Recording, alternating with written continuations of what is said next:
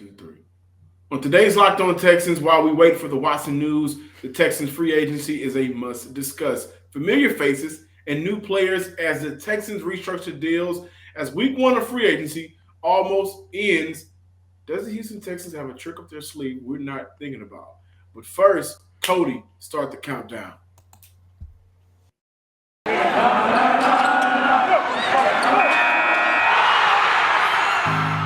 You are Locked On Texans, your daily Houston Texans podcast, part of the Locked On Podcast Network, your team every day.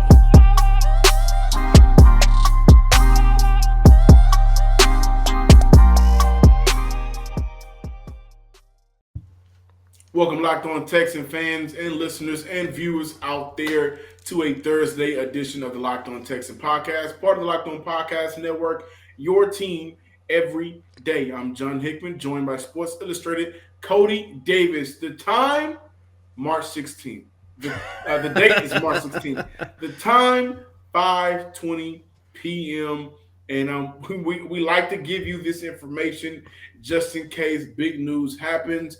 Everybody in the NFL is anticipating Deshaun Watson will be traded within the next 24 to 48 hours. News may come as early as tonight, March 16th. And if it does, of course, we'll give you guys a quick hit on what goes down with the trade, what the Houston Texans get back, and the implications moving forward. But before we get prepared for all of that, we haven't dedicated, Cody, enough time to the free agency for the Houston Texans. Some re-signings, some new faces in for the Houston Texans. And, overall, I think that it's time to discuss what they are actively doing at this time to shape up this roster. Yeah, and look, let me be the first one to say this, and I know a lot of people out there are not liking a lot of the signings that the Houston Texans have done, but at the end of the day, we got to think about the reality of the situation. Yes, the Houston Texans are in a better position versus what they were this time last year during free agency. And yeah, I'm not gonna lie, we were expecting the Texans to go out there and try to at least put themselves in consideration for some of the big name free agents out there. However, this is still a team who is entering phase 2 of the rebuild. Plus, it is more important for the Houston Texans to add talent through the draft and keep their options open, of course, in terms of what players they get back in addition to draft picks in this trade for Deshaun Watson. But John, listeners and viewers, I do want to mention this, that I like the fact, and I said this on yesterday's show, I do like the fact that the Houston Texans has had an opportunity to re-sign a lot of guys who actually played some good quality football for them throughout the 2021 season. You take a look at Malik Collins, you take a look at Desmond King, you even take a look at, John, I know you and I kind of go back and forth on this, but this guy has had his moments.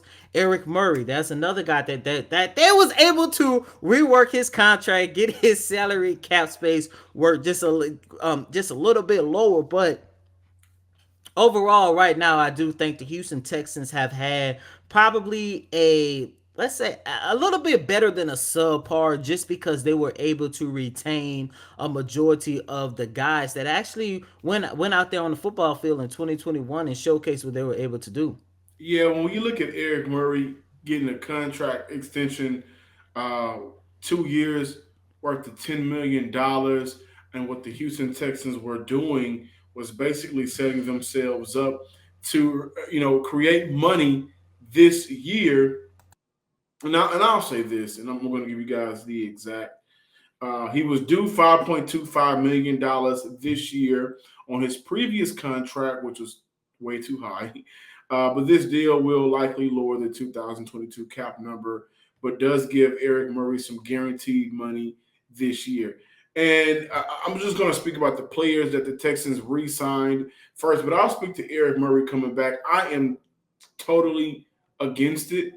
Eric Murray is a player that during his tenure here with the Houston Texans has been lackluster to say the least, very underwhelming. He's a player that I thought Houston should have never, decided to go after in free agency a couple of years ago. Now, reworking his contract, and I'll say this kind of mentioned with Laramie Tunsil as well. Reworking the contract helped Houston now. Now they have to worry about the money that they're going to have to shell out next year. But of course, the cap space will be, in a much different place for Houston next year. So it does help them out immediately this year, does give them some more funds to play around with, which I think will eventually lead to Houston at least making one big free agent splash of a tier one and tier two player that can help them out immediately. Now, I do want to speak about the other players that will resign. Look at the Malik Collins. Check that off on your list. Yes. Look at the Desmond King. Yes. And I hope that the Texans do right by Desmond King by making sure that he's primarily playing on the inside of their slot with talent on the outsides. So things you don't have to force him to move around too much. But we also look at who am I missing? Anthony Leclerc and Pharaoh Brown. So I do want to say this, and I advise you guys to not get caught up on some of the re-signings as well. Players like Anthony Leclerc, Pharaoh Brown, and even the three wideouts, and Chris Moore, and Chris Conley, and Davion. Is it Davion Davis?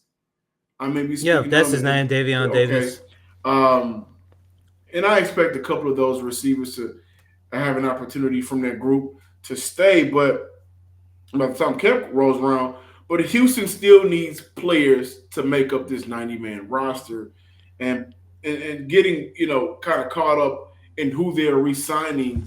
I think you shouldn't overreact to it. Just give you guys some information on that, because re-signing doesn't mean you're going to cement your name and your spot on this roster come game one. Roderick Johnson signed a $1.2 million contract with Houston last April. He was waived in August, right? Look at Dontrell Hilliard. He signed a contract extension with the team last March for $1.25 million. He was released in August. Jaleel Johnson, Chris Moore, Hardy Nickerson, Derek Rivers, Joe Thomas, Cole Turner, even Jonathan Owens were all waived or released, and some came back after signing with the Texans and signed with the practice squad. So bringing players back right now, I think, is a formality for Houston to fill out its roster. Doesn't necessarily mean that they will suit up game one of the season. Some of these guys may make the practice squad. Some of these guys may be like I just mentioned his name, like a Jonathan Owens, who had an opportunity to play last year. Chris Moore, who had an opportunity to play last year and had a couple of significant games. Some of those guys Houston may kind of stash away and bring them up whenever it's needed. But I am super excited to talk about the free agent signings for new players. The re-signings are very important.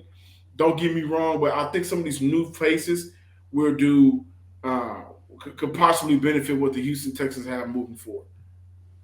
It's that time of year. It's college basketball tournament. The March Madness is finally upon us. And from all of the latest odds, contests, and player props, BetOnline.net is your number one source for all of your sporting betting needs and info.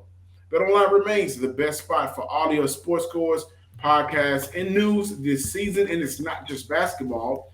BetOnline is your continued source for all of your sporting wagering information needs, including live betting and your favorite Vegas casino games. Go out there and play some blackjack.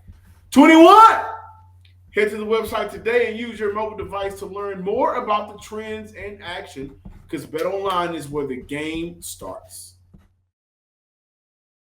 Thanks for making Locked On Texans your first listen every day. Make sure you're following Locked On NFL, where Locked On experts cover the biggest stories around the NFL every Monday through Friday in less than 30 minutes. Just enough time to get your Built Bar. It's free and available wherever you get your podcast. As we come back and discuss the free agency for the Houston Texans so far, we definitely have to mention guard A.J. McCann signed with the Houston Texans on a 2-year deal contract worth $10.5 million with $4.5 million guaranteed. He played 95 games for the Jaguars in his career, starting in 94 of them, limited to 4 games in the 2021 year. Aside from last year, Cam played in at least 14 games every season of his career. And linebacker Ogbo Okoronkwo, most productive season came in 2021 as well, as he What most predicted season came in 2021, as he played in a career high of 13 games, which allowed him to generate 15 combined tackles, 3 tackles for losses, 6 quarterback hits, and 2 sacks, along with 2 forced fumbles. Also, some big news: the Houston Texans and Kyle Allen agreed to a deal, a 1 year, $2.5 million deal with the max value of $3 million. In 2020, Kyle Allen threw for 610 yards, 4 touchdowns, 1 interception. In his best season, where he was featured the most, 2019, he threw for 3,322 yards, 17 touchdowns, 16 picks, was also sacked 46 times that year as well, but had a quarterback record of 5-7 through 13 games. The Texans also signed former second round pick and Brown safety MJ Stewart to a 2 year deal and Dare Ogunbowale to a 2 year deal, $3.3 million contract with $550,000 guaranteed. So that's what the Houston Texans have been doing so far in free agency. Cody, what are some of your thoughts on these signings so far? That there is a good possibility that a lot of the signings that we are seeing the Houston Texans make, a lot of these guys might not be a part of the Houston Texans roster come week 1 of the 2022 NFL season. And John, like I just mentioned in the first segment, I'm going to repeat it again here. When I take a look at the Texans signing, I see the Texans setting themselves up because they know the two most important transitions that they're going to make for their roster is A, the players that they get back in the deal for Deshaun Watson, and of course B, the players that they actually draft in this year's NFL draft. And when you think about that trade package in terms of what they're going to get back for Deshaun Watson, you're looking at, if not one of the most important draft class in this franchise history. But John, Definitely the most. exactly. And John, I talked about this guy on yesterday, and I want to highlight him again because right now my favorite free agent signing has been a Big O. You're talking about a guy in his first 3 years and limited amount of playing time. I do want to add, with the Los Angeles Rams, he recorded 4.5 sacks, and this is a guy who is not only going to help the Texans out with getting after the quarterback, but this is also a guy who's going to help the Texans in their run blocking. According to Pro Football Focus, he finished the 2021 season with a pass rush grade of 72.8, and he finished the 2021 season with a run defensive grade of 72.5. When you take a look at the Houston Texans defense, we talked about it a couple weeks ago. Lovie Smith wants to put some of, if not his best product on the field on that defensive side of the ball. And what is something that he talked about? The defensive line being the engine to his defense. And when I take a look at the Big O, I take a look at a guy that can actually be the second player that the Texans need on the opposite side of John Grenard to help the Texans improve that defensive front. And I would say this because I would say just to not combat what you said, but I think a lot of these signings are for guys to fill out roster space, right?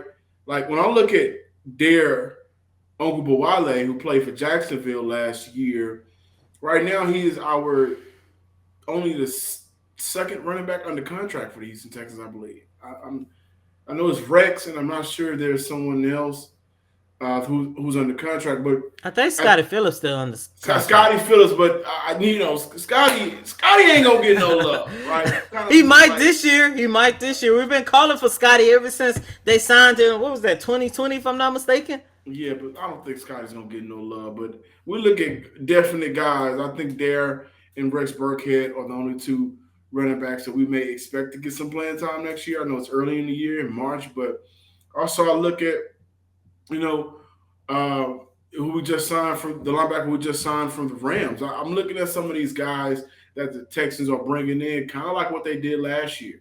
Low value in terms of money with a higher ceiling. The difference between last year and this year is, right, we're getting some depth at running back now with the signing of Ogunbowale. We're getting some depth at linebacker DN with the signing of, I want to make sure I pronounce his name correctly, Uncle Onkwo. But those guys are players that Houston can actually go draft in their position, right? So I look at Ogbo, and I'm looking. You just say he can be a player that can play alongside Jonathan Gennard. I'm not sure he can be that guy, but what I do think is he can be the situational player that comes behind that guy, or that can come behind Jonathan Gennard, because I believe Houston can draft a player in that position that can actually be worth pairing with John Gennard on the book end. Same goes for Dare. I think Houston this year will address the running back position in the draft. Now, I would have addressed it in free agency. There's some good free agents out there in terms of running backs, but right now, outside of Kyle Allen, I think Kyle Allen would be, back up to Deshaun. I mean, oh my gosh, to Oh. Ryan the tier, but to Davis Davis Mills, Mills. uh, but because Jeff Driscoll's a tight end, let's not forget any of that. But because the Texans have an opportunity now, once this trade go through, they get these, different extra picks, they'll be able to go out and draft in these positions. But John, before we move on, I do want to say this. I think in terms of the big O, I think his playing time will all depends on what the Houston Texans do with that number 3 pick. Because as we stand right now, if the draft was tomorrow, I think we will have. He's smiling because I don't want to mess up his name. I need a little bit more practice first. So I'm calling him the Big O. Next week I'm going to give it a try. I promise listeners, I'm going to give it a try next week. But as of right now, I'm going to call my boy the Big O. But but all talk. Look, in terms of his playing time, I think it all is going to depend on what the Houston Texans do with that number 3 pick. Because look, if the draft was tomorrow, I think the Houston Texans are looking at either Kyle Hamilton, because we lost Justin Reed, or Kevon Thibodeau, who is one of, if not the best defensive end that this draft class has to offer. Right, and we look at Thibodeau. We look at Aiden Hutchinson out of Michigan. I think Hutchinson will be this, gone by number 3 though. I think whenever we get this trade back, we'll get those extra picks in the second round. I would definitely, if I'm Houston, keep my eye out on Jermaine Johnson, a DN out of Florida State. We also know that Lovie Smith was at Georgia's Pro Day. Now, you guys have heard me mention Tommy Harrison a lot on this show in terms of what he was able to do with the Chicago Bear defense, and that inside interior defensive lineman. I wouldn't be surprised if Lovie Smith, who's at that pro day, tries to go out and get one of those big D linemen from Georgia, them Bulldogs and Bulldogs all over Alabama in the national championship game. So they will have their pick of the litter this upcoming draft, which is something Houston hadn't had in a long time. This episode is brought to you by Rock Auto. With the ever-increasing numbers of makes and models, it is now impossible for your local chain auto store to carry all the parts your car needs. Here's a question. Why endure often pointless or seemingly intimidating questioning and wait while the person behind the counter orders the parts on their computer, choosing the only brand their warehouse happens to carry? This is 2022, right? We have the computers with Rock Auto access at home and in our pocket. Sometimes you got a smartwatch, you can pull it up on your watch. The best thing about Rock Auto is you're going to save money. Why choose to spend 30, 50, even 100% more for the same parts at a chain store or car dealership?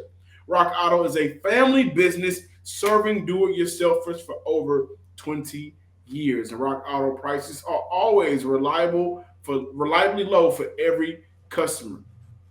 Go to rockauto.com and see all the parts available for your car or truck. Right, Locked On Texas in there. How did you hear about us box? So they know we sent you. Amazing selection, reliably low prices, all the parts your car would ever need. rockauto.com.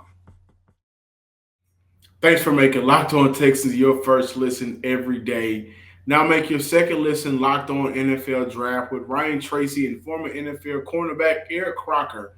They bring the NFL Draft to life every day with insight and analysis on college football prospects and NFL front offices. It's free and available wherever you get your podcasts. And 6 years? That's wild. Like when you was doing your Built Bar read, I know the people watching on YouTube saw me kind of jump. I had just got the news that Von Miller was going to the Buffalo Bills. I said, okay, all right, I kind Six of like years? that. But the fact that they gave this man 6 years worth 120 mil. I need to see the details of this contract.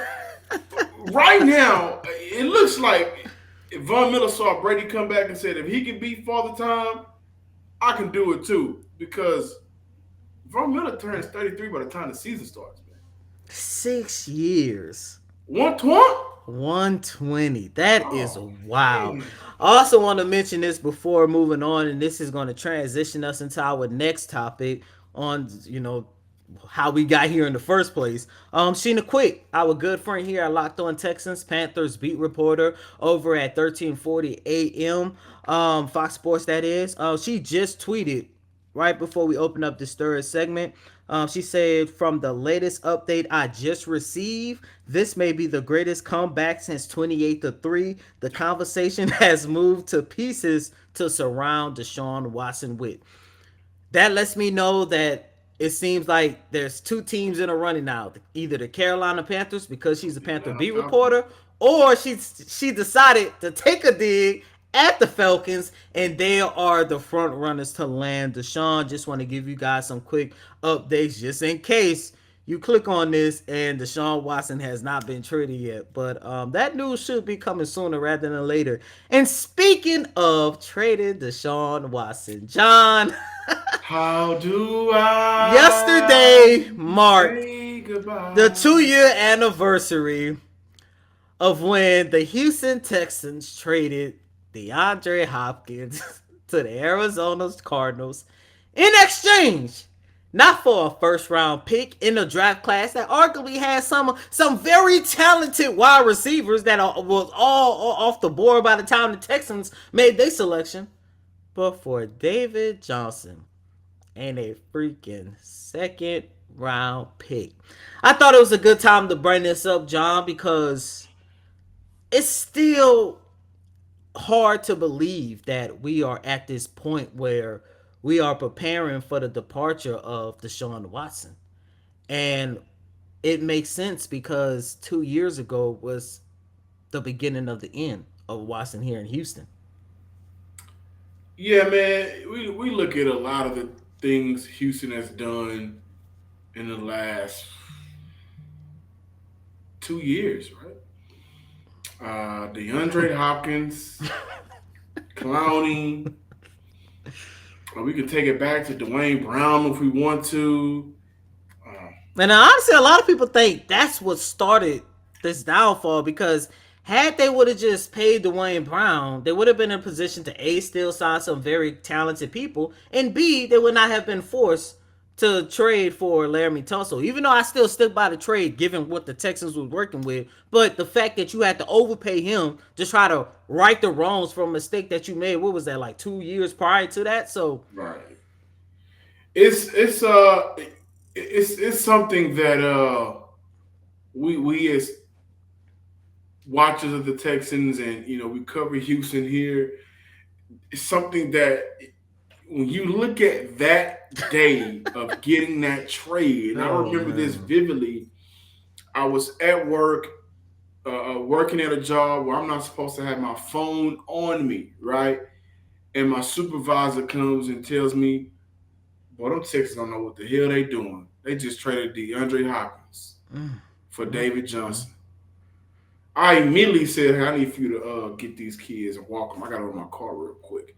Because I had to check to make sure this is all facts, right? It was I couldn't fathom a trade like that going down, but it did. And 2 years later, March 16th, between the 16th, 17th, and the 18th, I expect Deshaun Watson to also be out of Houston.